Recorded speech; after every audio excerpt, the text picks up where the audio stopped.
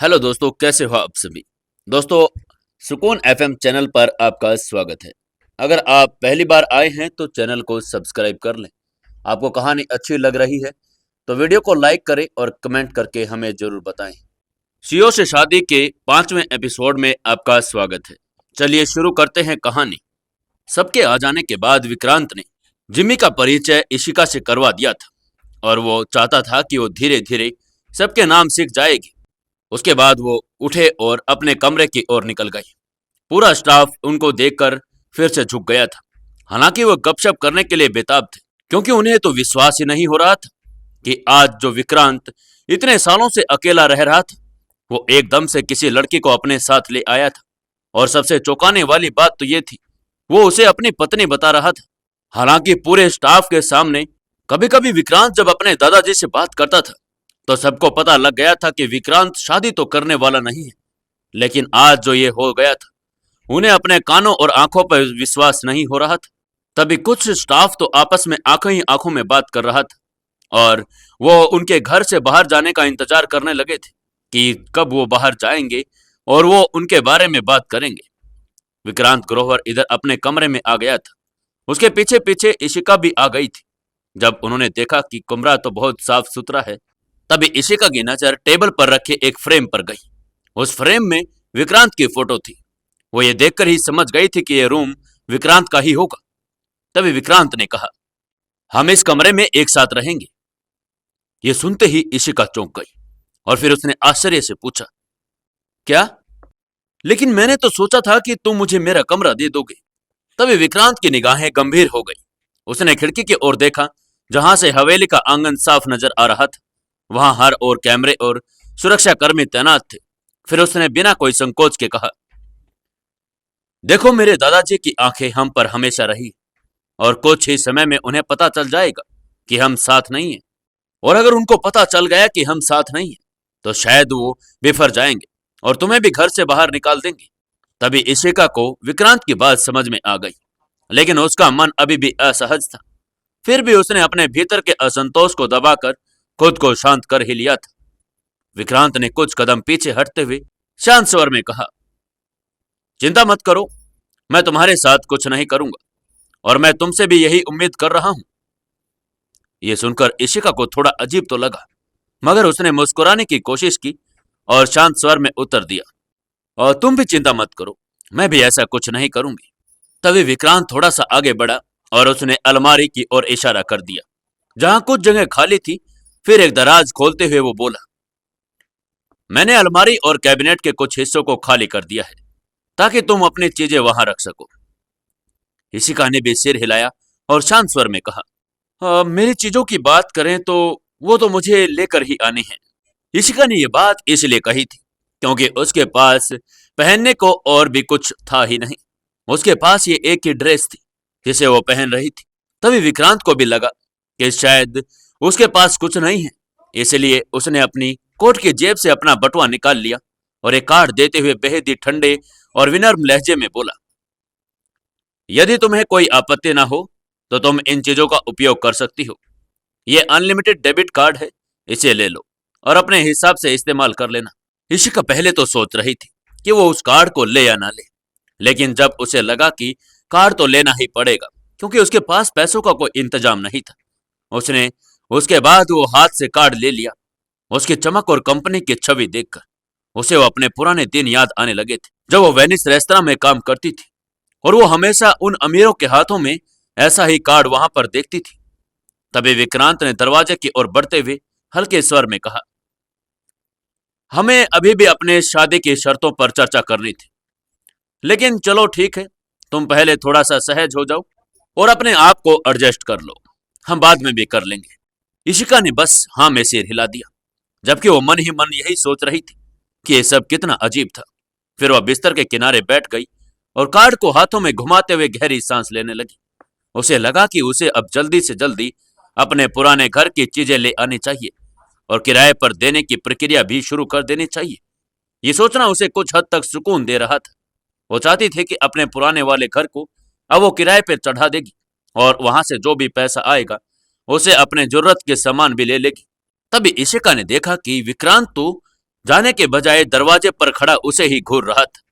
इशिका उसको देखकर हैरान सी हो गई थी। तभी विक्रांत ने इशिका की तरफ देखा और कहा, अगर आपको बाहर जाना है तो आप किसी भी ड्राइवर से कह सकती हैं, वह आपको कहीं भी ले जाएगा। मैं अभी काम पर जा रहा हूं, अपना ध्यान रखना। इशिका ने उम्मीद नहीं की थी कि इंसान इतना पोलाइट भी होगा, क्योंकि उसका गुस्सा उसकी आंखों में हमेशा रहता था। वो देख पा रही थी कि वो इशिका के साथ बड़ा ही पोलाइटली बिहेव कर रहा था। तभी विक्रांत के जाने के बाद वो कुछ देर तक वहीं पर बैठी सोचती रही कि उसको क्या क्या लेकर आना है और क्या अपने घर से भी उठा कर लेकर आना था। विक्रांत के जाने के कुछ देर बाद वो जैसे ही नीचे आ रही थी, उसे ऊपर से आती हुई जिमी मिल गई। वो बेहद ही शार्प और 40 साल की महिला थी। तभी इशिका ने देखा कि उनकी आंखों में बड़ा ही आदर भी था, लेकिन उसे नहीं पता था कि जिमी तो उसके लिए ही आ रही थी। आते ही जिमी ने विनम्रता पूर्वक उससे कहा, मिस, मैं आपसे ही मिलने आ रही थी, क्या आप कुछ खाना या पीना चाहेंगी?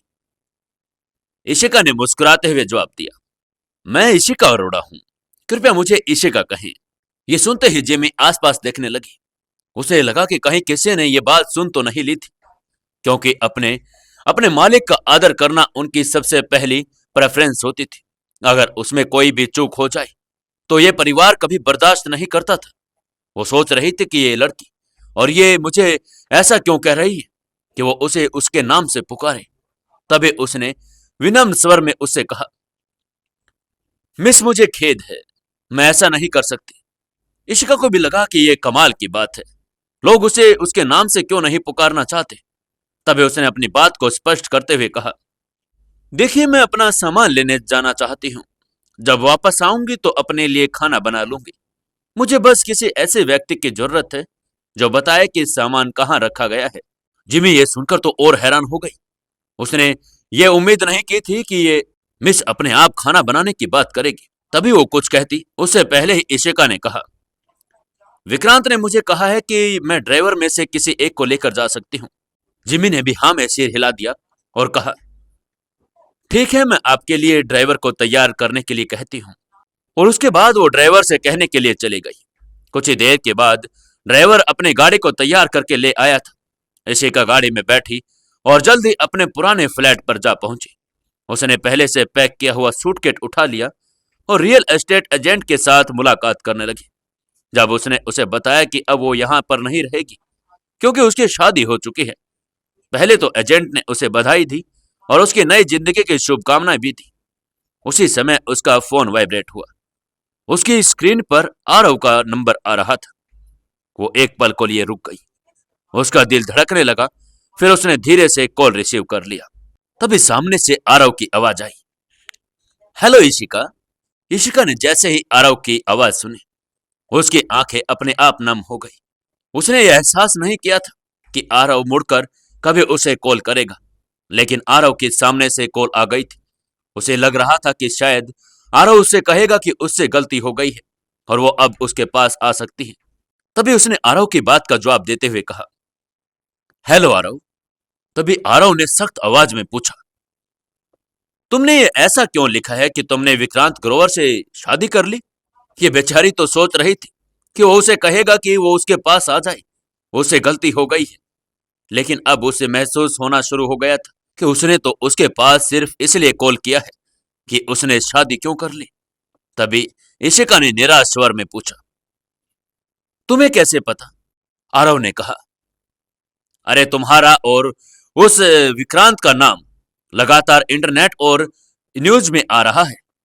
इशिका को समझ ये नहीं आ रहा था कि वो आरव से आगे बात क्या करे और उसे क्या जवाब दे। तभी उसने आनंद फानन में आरव से बोल दिया, तुम मेरी दोस्त तन्वी के साथ चले गई तो मैंने भी किसी और से शादी कर ली। लेकिन जैसे ही उसे लगा कि उसका जख्म तो फिर से हरा हो गया है, उसने चुभती आवाज में फिर कहा, और मेरा सवाल तो तुमसे ये है, आरव, तुम क्यों जानना चाहते हो कि मैंने विक्रांत से शादी क्यों की? आरव भी उसके जवाब में बस इतना ही कह सका, मैं तो बस जानना चाहता था। पर इशिका का सब्र का बांध टूट चुका था।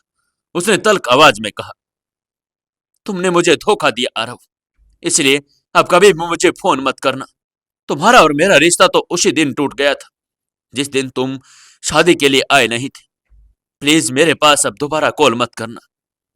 उसने इतना कहा और फोन काट दिया और नंबर भी ब्लॉक कर दिया। वो तो खुद से ही नफरत कर रही थी कि उसके मन में अभी भी उस आदमी के लिए भावनाएं बची हुई थी। उसने आरव से तन्वी को मिलवाया था और अब यही स्थिति उसके लिए अजीब हो गई थी और आरव और तन्वी ने ही मिलकर इशिका को धोखा दे दिया था। अब उसे लग रहा था कि उसको अपनी पिछली जिंदगी को छोड़ना ही अच्छा होगा, अपनी नई जिंदगी को अच्छे तरीके से बिताए। तभी उसने सारा सामान समेटा और ड्राइवर से कहकर वो सारा सामान गाड़ी में पैक कर लिया और कुछ ही देर में वो हवेली भी पहुंच गए थे। अंदर आते ही इशिका ने अपने आप को फ्रेश करने की सोची और खुद नहाने के लिए चली गई। वो तैयार होकर आई और उसे लगा कि अब उसको अपने लिए खाना बना लेना चाहिए। तभी वो किचन में गई और उसने अपने लिए खाना भी बना लिया। तभी उसने सोचा कि विक्रांत से पूछ ले कि क्या वो उसके साथ डिनर करना पसंद करेगा, लेकिन वो जानती थी कि उसके पास तो विक्रांत का नंबर ही नहीं था। अब उसके दिमाग में यही बात चल रही थी कि वो विक्रांत से कहे तो कहे कैसे, और विक्रांत का नंबर ले तो किससे ले। अगर घर के किसी कर्मचारी से उसने नंबर मांग लिया तो कहीं बात खराब ना हो जाए, कहीं किसी को पता ना लग जाए कि ये कि कैसी उसकी पत्नी है कि उसके पास तो उसका नंबर ही नहीं। अब क्या करेगी इशिका? आपको क्या लगता है दोस्तों, क्या इशिका विक्रांत को कॉल करेगी या उसके साथ डिनर करेगी या नहीं? जानने के लिए जुड़े रहिए कहानी के साथ। दोस्तों, कहानी को एक लाइक और एक कमेंट और एक शेयर जरूर कर देना।